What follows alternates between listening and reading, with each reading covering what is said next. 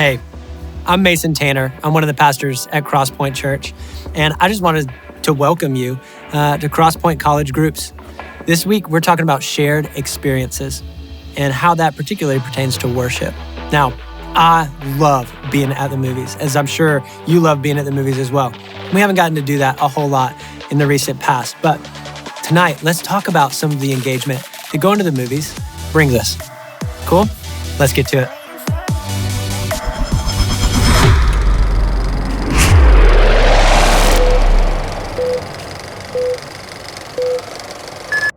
I love everything about the movies. The popcorn, the fountain drinks, the previews, but most of all, I love being in a room that is made for the specific experience of engaging in a film.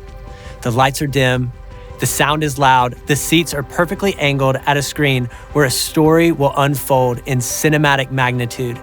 And when you leave, if you allow yourself to be immersed in the film, you'll be changed.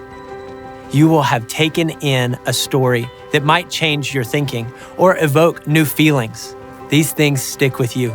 They make you laugh, they make you cry, they inspire the stories that you then go and tell. The best, though, is when you have a friend who went to the film with you and you both shared in that experience.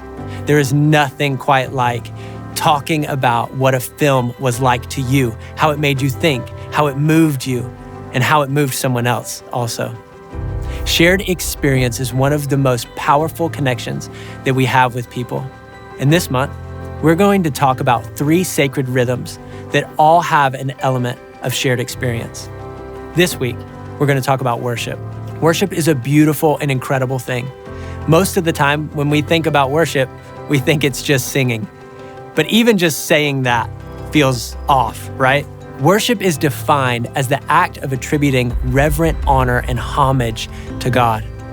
When we sing, it's just songs. But when we engage in the sacred rhythm of worship, we are showing honor, reverence, and homage to God. And only sometimes is it through singing. It's always meant to be an act of honor, an act of worship. It's meant to be experiential and life-changing.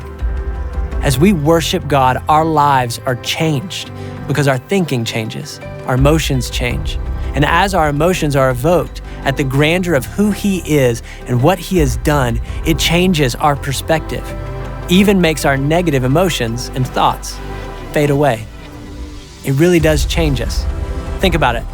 It's kind of hard to worship the God of the infinite universe and still be mad at the person who cut you off in traffic.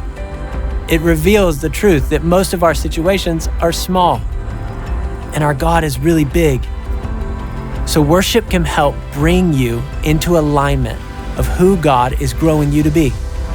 It does this by setting God as the focus and giving God honor.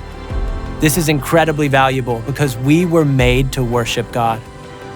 When I'm walking in my God-given purpose, in worshiping God, it creates space for others to do the same and allows me to be the truest form of who I am.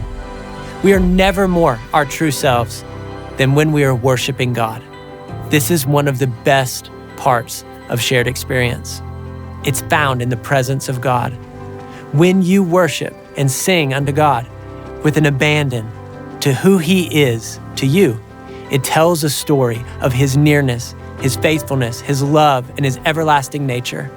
It is you rightly relating to God, the God that you were made for. So when we are sharing in that experience, I can recognize that you are walking in what you were made to do, and more so, that you are walking in what I was made to do. From there, it can be contagious. This is the same thing that happened with Paul and Silas in the Bible in Acts 16. It reads like this. The crowd joined in attacking Paul and Silas, and the magistrates ordered them to be stripped and beaten with rods. After they had been severely flogged, they were thrown into prison, and the jailer was commanded to guard them carefully. When he received these orders, he put them in the inner cell and fastened their feet into stocks. About midnight, Paul and Silas were praying and singing hymns to God, and the other prisoners were listening to them. Suddenly, there was such a violent earthquake that the foundations of the prison were shaken. At once, all of the prison doors flung open, and everyone's chains came loose. The jailer woke up, and when he saw that the prison doors were open, he drew his sword and was about to kill himself because he thought that the prisoners had escaped. But Paul shouted, "Don't harm yourself. We are all here." This is wild. The prisoners all set free as they worship God. Then the jailer is about to kill himself, and they save his life by not running away and encouraging him. The story continues, and Paul and Silas lead the man and his whole family to a relationship with Jesus.